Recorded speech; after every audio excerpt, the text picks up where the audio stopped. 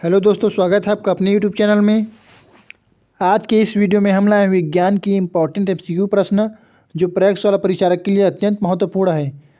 यह क्वेश्चन हर बार पूछे जाते हैं, इसलिए आप मेरे चैनल में अंत तक जरूर बने रहें ताकि कोई भी प्रश्न छूटे नहीं। तो चलिए शुरू करते हैं। आज का पहला प्रश्न है, धावन सोडा का रासायनिक सूत्र है। Option A sodium carbonate deca 100, option B sodium bicarbonate, option C sodium chloride, option D ammonium chloride. तो इसका सही आंसर हो जाएगा option A sodium carbonate deca 100। क्या है? धावन सोडा का रासायनिक सूत्र है। और सोडियम बाइकार्बोनेट किसका सूत्र है? तो ये खाने का सोडा का सूत्र है। खाने के सोडा का क्या सूत्र है? Sodium bicarbonate. इसको क्या बोलते हैं? बेकिंग सोडा भी बोलते हैं। बेकिंग सोडा भी बोलते हैं।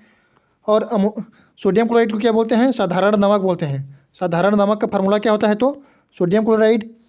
और अमोनियम क्लोराइड को क्या बोलते हैं? और नौसादार भी बोलते हैं। इस चीज़ को याद रखिएगा। अब देखते हैं अगला प्रश्न। सिरके में कौन सा अम्ल पाया जाता है? ऑप्शन ए लैक्टिक अम्ल, ऑप्शन बी मैलिक अम्ल, ऑप्शन सी एसिटिक अम्ल, ऑप्शन डी टार्टारिक अम्ल। तो इसका सही आंसर हो जाएगा ऑप्शन सी एसिटिक अम्ल पाया जाता है सिरके में। इसका सूत्र क्या होता है? CH3COO और H। मैलिक अम्ल किस में पाया जाता है? तो मैलिक अम्ल सेब में पाया जाता है। सेब में क्या पाया जाता है? मैलिक अम्ल। और टार्टारिक अम्ल किस में पाया जाता है? तो खट्टे फलों में क्या पाया जाता है? टार्टारिक अम्ल, जैसे कि आम और इमली। और लैक्टिक अम्ल किस में पाए जाते हैं? तो दूध। और दूध से बने मटेरियल में क्या पाया जाता है? लैक्टिक अम्ल पाए जाते हैं, जैसे कि दूध, दही, मक्खन आदि। अब देखते हैं अगला प्रश्न।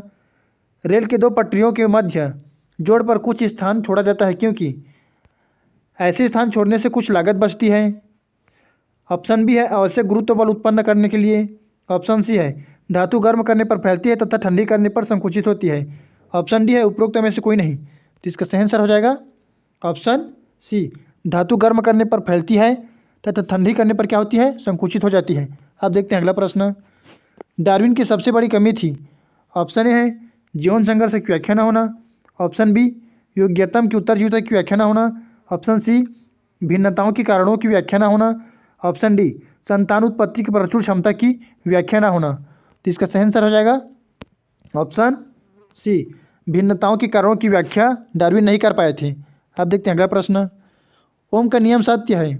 ऑप्शन ए केवल धात्विक चालकों के लिए, ऑप्शन बी केवल अधात्विक चालकों के लिए, ऑप्शन सी केवल अर्धचालक के लिए, ऑप्शन डी उपरोक्त में से कोई नहीं, या फिर उपरोक्त में से सभी। तो इसका सही आंसर हो जाएगा ऑप्शन ए केवल धात्विक चालकों के लिए क्या है? ओम के नियम क्या है? सत्य है। अब देखते हैं अगला प्रश्न। ओम के नियम के अनुसार धारा I, विभवांतर V और प्रतिरोध R में अभिष्ट संबंध है। ऑप्शन ए है I = V/R, ऑप्शन बी है I = VR, ऑप्शन सी है I = R/R, ऑप्शन डी है I = V/R। तो इसका सही आंसर हो जाएगा ऑप्शन डी। ओम का नियम क्या कहता है? विभवांतर जो है धारा I के अनुक्रमानुपाती होते हैं या फिर समानुपाती होता है। तो इसको सॉल्व करने पर क्या मिलता है? V = R/I। तो इसको और सॉल्व करेंगे तो क्या होगा? V = R/I को तो क्या करेंगे? R को स्थिर कर देंगे तो क्या होगा? पंचांतर करेंगे तो V/R।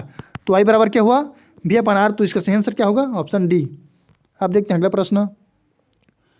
1.5 प्रतिरोध के तार में 1.5 एम्पीयर धारा प्रवाहित करने पर तारों के सिरों के बीच विभवांतर होगा।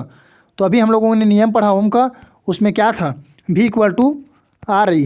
तो इसमें देखो प्रतिरोध अर्थात R और धारा अर्थात I, दोनों का मान कितना कितना दिया है? तो 1.5 दोनों का मान दिया है। तो दोनों को गुणा करेंगे 1.5 × 1.5, तो क्या होगा?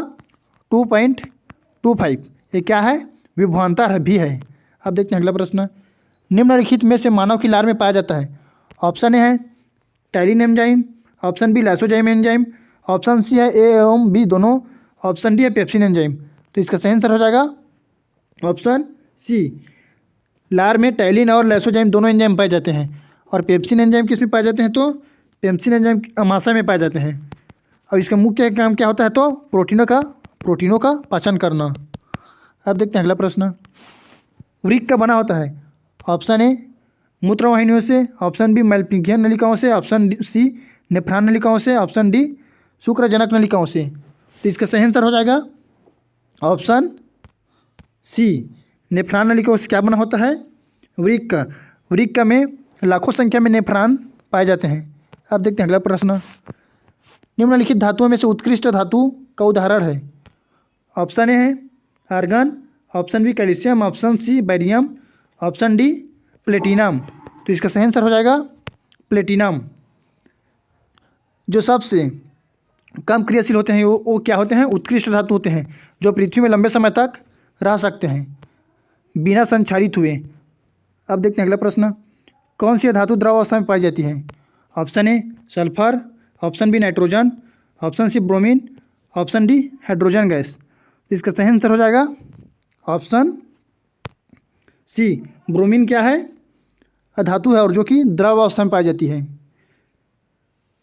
अब देखते हैं अगला प्रश्न। पीतल है, पीतल क्या है? ऑप्शन ए है उपधातु है, ऑप्शन बी मिश्र धातु है, ऑप्शन सी यौगिक है, ऑप्शन डी विषममांगी है। तो इसका सही आंसर हो जाएगा ऑप्शन बी, पीतल क्या है? मिश्र धातु है। किसका किसके मिश्र धातु है? तो याद रखिए, एक ट्रिक है, पिताजी, पिताजी से याद रखिए। पी से पीतल और ता से तांबा अर्थात कापर, प्लस जी से क्या होगा? जिंक। तो पीतल किसका किसके मिश्रण है? तो कापर प्लस जिंक का। अब देखते हैं अगला प्रश्न। समतल दर्पण की फोकस दूरी होती है। ऑप्शन ए 0, ऑप्शन बी अनंत, option C 25 centimetre, option D -25 centimetre. तो इसका सही आंसर हो जाएगा ऑप्शन बी, अनंत होता है। समतल दर्पण का फोकस दूरी क्या होता है? अनंत होता है। इसमें एक बात और याद रखिए,